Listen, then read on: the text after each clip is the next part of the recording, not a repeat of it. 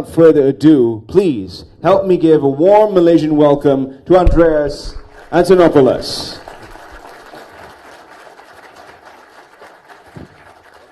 Thank you very much. Thank you. Hi, everyone. Good afternoon. Salam alaikum. It's a real pleasure to be here. It's my first time in Malaysia. I've now been in Kuala Lumpur for less than 24 hours. And I'm enjoying it a lot, very much so. This is my latest book. It was published in September. It's called The Internet of Money. People often find that this is a difficult topic to understand. Bitcoin is a difficult topic to understand. And I've published 2 books on it. The first book, Mastering Bitcoin, which is over there, is for software developers, engineers, technical people. How many people here are software developers, engineers, technical? Anyone?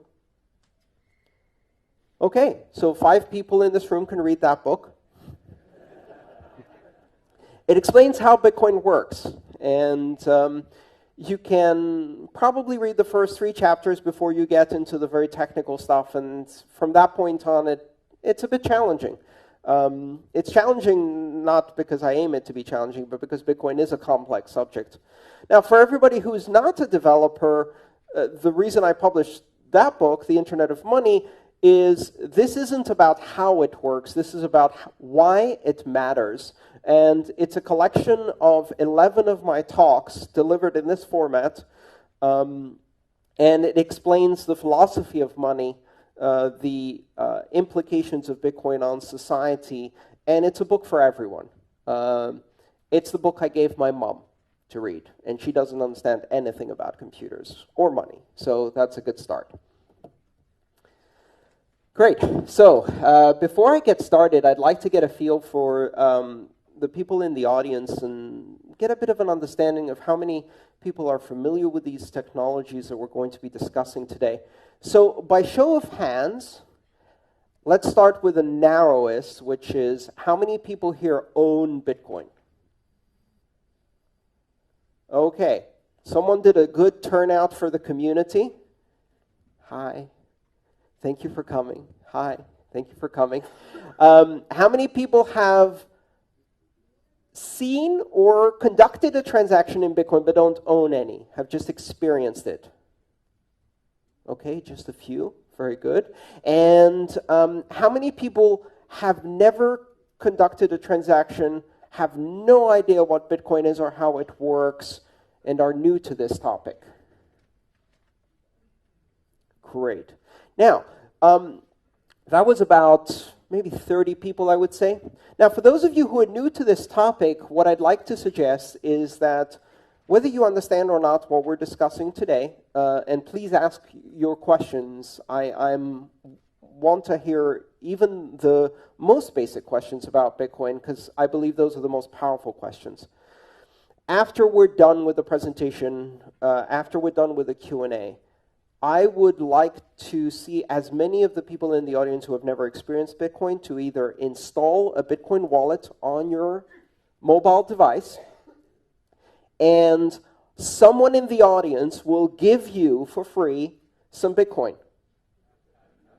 Not a whole Bitcoin, a fraction of a Bitcoin, just so you can see how a transaction works. And then you can turn to your friend who just started and exchange Bitcoin with them so you can experiment with this. I can assure you it's entirely legal. It's very easy to do.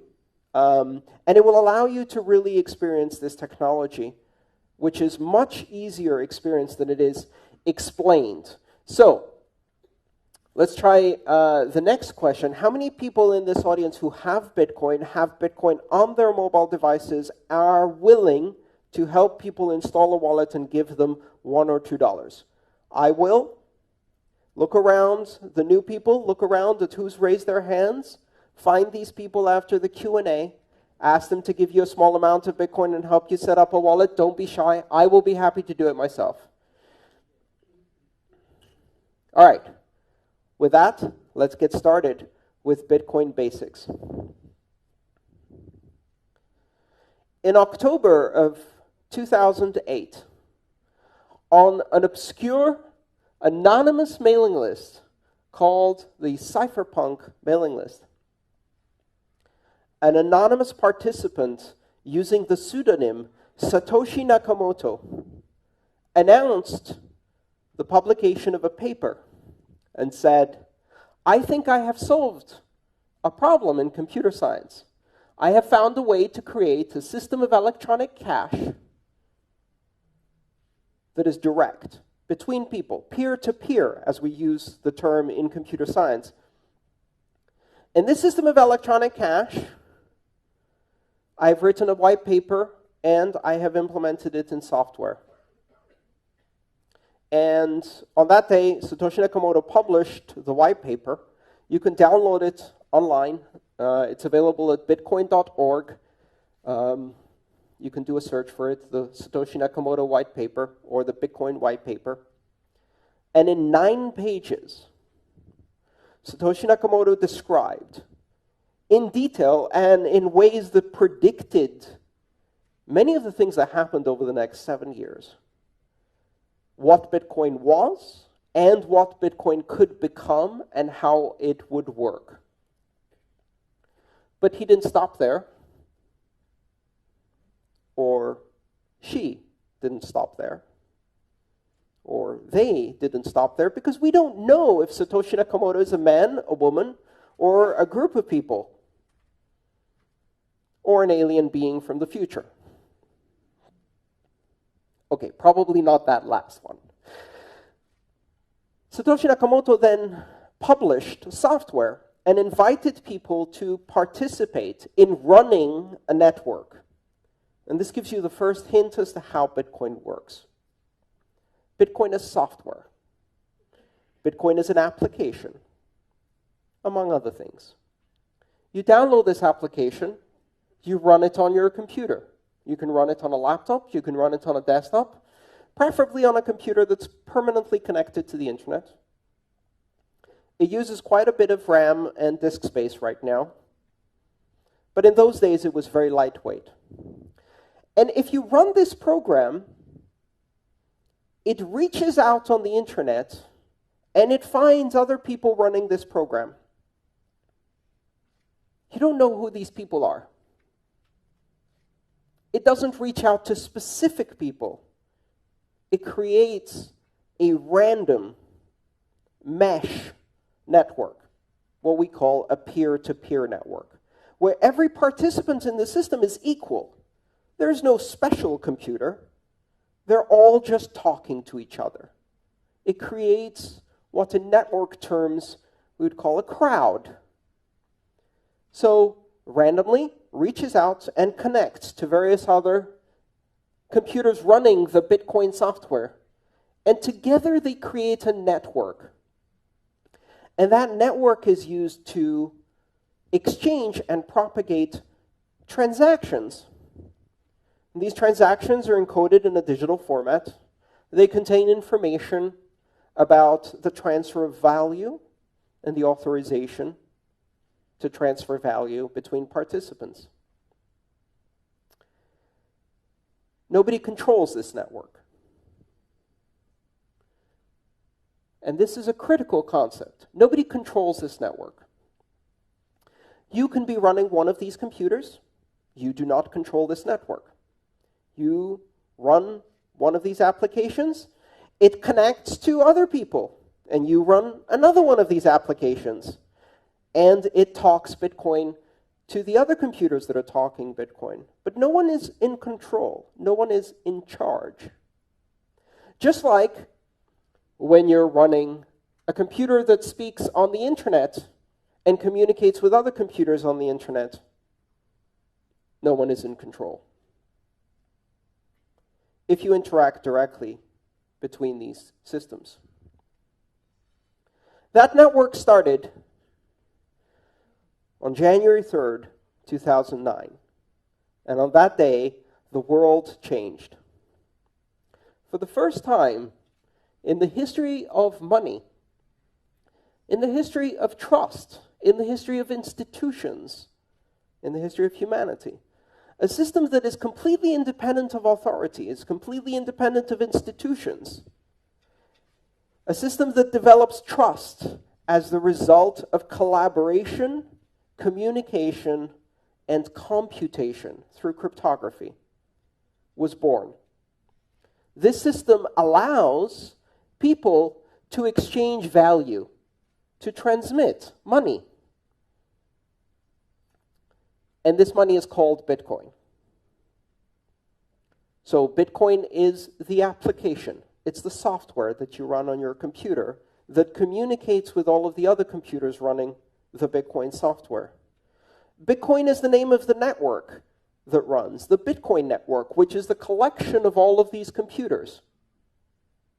Some 6,500 of them around the world, anywhere there is internet, are the ones we know that advertise their presence, several thousand more that don't, and tens of thousands that simply listen onto this network without actively participating. The Bitcoin network. And all of this is an infrastructure that is used to create and transmit value in the form of transactions expressed in a new currency, the Bitcoin currency. And the Bitcoin currency is unlike any other form of money we have ever seen before. First of all, as a form of money, it does not exist in physical form. It is the culmination of a trajectory we've seen in human history. Over thousands of years, money has become a more abstract form of value. You start with very, very tangible forms of value. Commodities. A goat. A banana. A pineapple. These are very poor forms of money because you can eat them and they rot or die and they can be lost. They're not very good forms of money because they are the thing of value. We went from that to gold, precious metals, and stamped coins. These are better forms of money because you cannot eat them. They do not die or rot. They do not represent the value itself. They are not the value. And this is an interesting concept. Money is not the valuable thing itself. Money is the thing you exchange for the valuable thing itself. The reason bananas are not good money is because bananas are the value you're trying to get. Money is the thing you exchange for bananas that has no value in itself. It is simply a symbol, an abstraction. It represents something that can be carried that I can give to someone tomorrow, and they will probably give me bananas. That future promise of value is the essence of money. So the essence of money is the ability to have an abstract token that in itself is immutable, unforgeable, eternal, maintains its value, and represents the exchange of value in the future as a promise. And over time, these things have become less and less physical and more abstract. Why? Because people don't like changing. And if you tell someone, I'm not going to give you bananas for the work you did, I'm going to give you a shiny gold coin, but don't worry, you can use this to get bananas, they look at you and they say, I've always had bananas for my work. I think I would like to have bananas, not this yellow thing. 100 years later, they now believe the yellow thing is valuable. And then you tell them, now I'm going to give you a piece of paper instead of the yellow thing, but don't worry, you can still convert this into bananas. And most people say, I don't think that's real money. I want the yellow thing. And the world moves on. And eventually we change and we say, you know what? You won't get the piece of paper either. you won't get the coin. You will go and look at numbers on a page or on a web page, and that represents the amount you have in the bank. But don't worry, you can still use that to acquire food, products, services. It really is money. You can't touch it, you can't see it, it's just a number. And finally, we arrive at Bitcoin. Bitcoin has no physical form. It doesn't exist in any way. It is entirely intangible. It cannot be touched.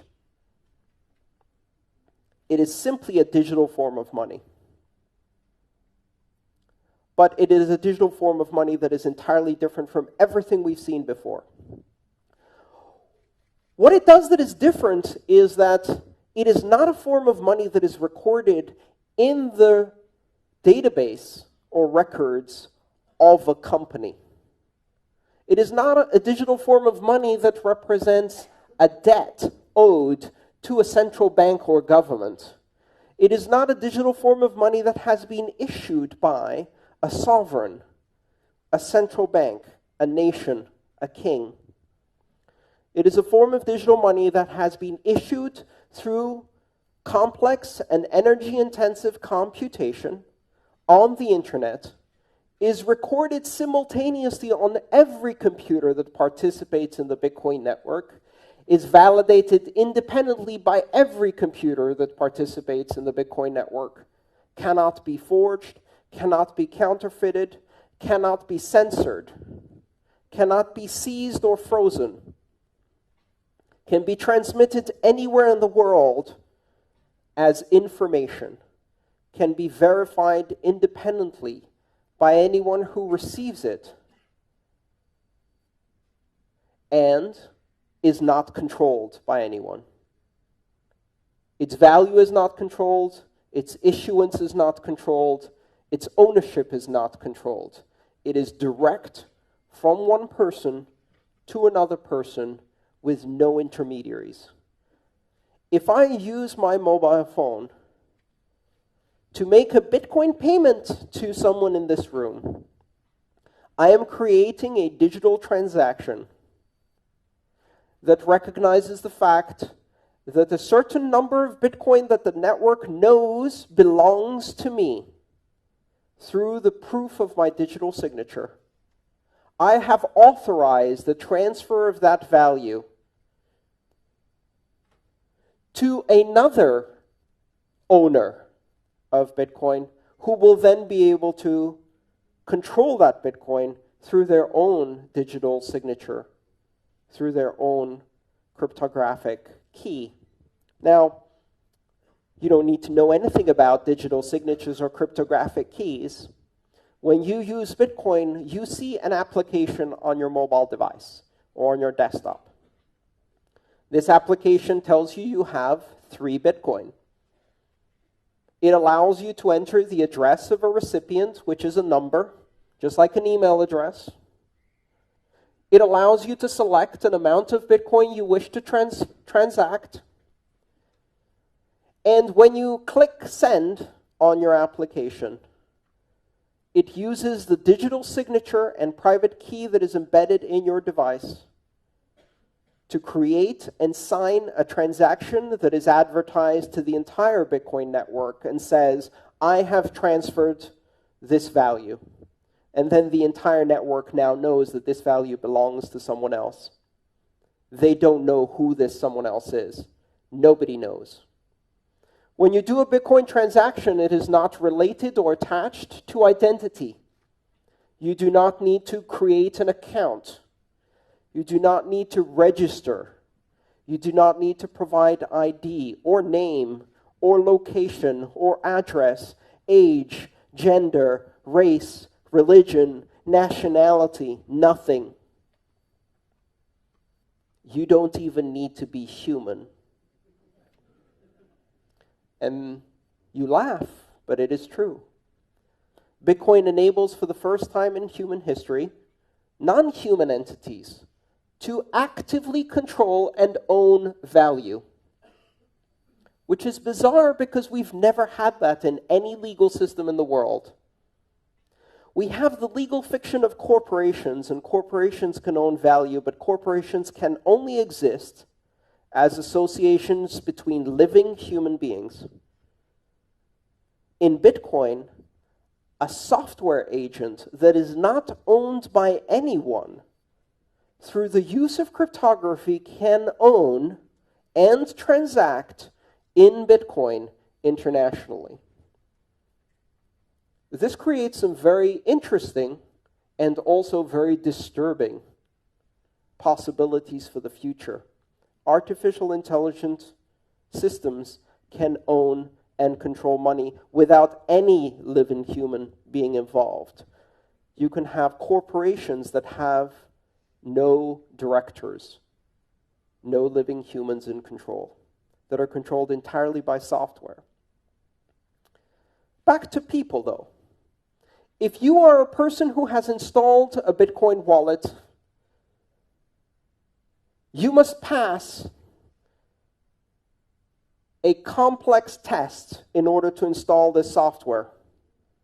You must be able to download an application. That's it. Now, if you happen to own an iPhone, you must remember your iTunes password in order to install an application. And so far, I have found that this is the most difficult part of becoming part of the global economy of Bitcoin, is remembering your iTunes password. But if you can do that, if you can access the Google Play Store, if you have basic familiarity with mobile applications, if you can download an exe on Windows and install it, if you can double-click a mouse, that's it. You don't have to provide your name, your email address. You don't register or create an account. You don't have to prove who you are, where you are, or show that you are worthy. You do not have to have a credit score. You do not have to be authorized. This is something that is entirely different from every system of money we've ever had before. Now, for the internet generation, this is a very familiar concept. When you open a browser and you start using the web, do you have to register or get a license to use the web? Do you have to create an account to visit Wikipedia? No. The only requirement is that you are able to download, install, and operate a web browser. There was a time when the idea of allowing every human to be able to communicate without borders or censorship on the World Wide Web was terrifying to people. To some people, it still is terrifying. Most of the younger generation find it liberating in a global sense. Bitcoin does that to money. What happens when every human being on the planet, through the simple act of downloading and installing an application, can become a member of a global economy without borders, one that allows people to transmit and receive money at will, anywhere in the world, 24 hours a day, uninterrupted for the last 7 years, with fees that do not depend on the amount of money you're sending, but pay simply for the capacity you use on the network. You can transmit a Bitcoin transaction for about $1. And it doesn't matter if you send $1 or $100,000, you still pay $1. It doesn't matter if you're sending it from here to another province in Malaysia, or if you're sending it from here to the opposite end of the planet. It doesn't matter if you are an individual or corporation, or if you're sending it to an individual or corporation. It doesn't matter if you're sending it to someone who is rich or someone who is poor. You can. Bitcoin changes the way we approach finance completely. But that's just the first layer. Because the technology that makes Bitcoin possible, that allows two people from opposite ends of the planet to securely transact with each other without knowing each other and without trusting each other, opens up an entire range of applications that we haven't yet imagined. Bitcoin is not just money for the internet. Bitcoin is a platform. The technology that Bitcoin uses, a combination of the blockchain, which is the global transaction ledger that records every transaction, the decentralized consensus mechanism called proof of work that allows security on the Bitcoin blockchain, the open system of access that allows anyone to participate without barriers, and its borderless and neutral nature that make it possible for anyone to participate regardless of who they are, where the only thing that matters is whether a transaction is valid, not who is the source or destination, not what is the amount. These fundamental building blocks that make Bitcoin possible open the door to dozens and then hundreds and then thousands of applications of trust. At its core, Bitcoin represents the replacement of trust through institutions to trust through networks. For centuries, human society has been based on the fact that in order to coordinate the activity between large numbers of people, we have to have something to trust. And until now, the best answer to that problem was institutions. Collections of people governed by rules and policies with oversight, transparency, and accountability built into the rules, run by humans in order to create centers of trust through tradition, through reputation, through longevity. Institutions of trust are failing. They're failing all over the world. They're failing when they are newspapers. They are failing in political institutions. They are failing in numbers of ways. And the reason they are failing is because they represent systems of scale for industrial societies. And we are no longer industrial nation-state societies. We are now information societies of global scale that collaborate across borders at massive scale. We are now solving problems that affect not 30 million people in one country, but 7.5 billion people on one planet. And for problems of that scale and collaboration of that scale, traditional institutions do not work. They fail to scale. They're not evil. They're not deliberately corrupt. They simply fail to solve the problems of a global society. And yet, during that very time that we see these institutions failing, we have seen the emergence of new systems of governance, of new systems of global collaboration, systems that do allow us to collaborate, communicate, and solve problems at scale. And the first of those systems was the internet. And with that, we see the first system of communication that transcends nations, that transcends borders, that allows anyone everywhere and anywhere to communicate. Bitcoin represents that happening to money. It represents a network-centric system of money that is beyond the nation state. A network-centric system of money that scales and allows people to collaborate on a global basis, that allows anyone everywhere and anywhere to participate in a global economy without barriers, without borders, without ID, without credentials, simply through the act of running software.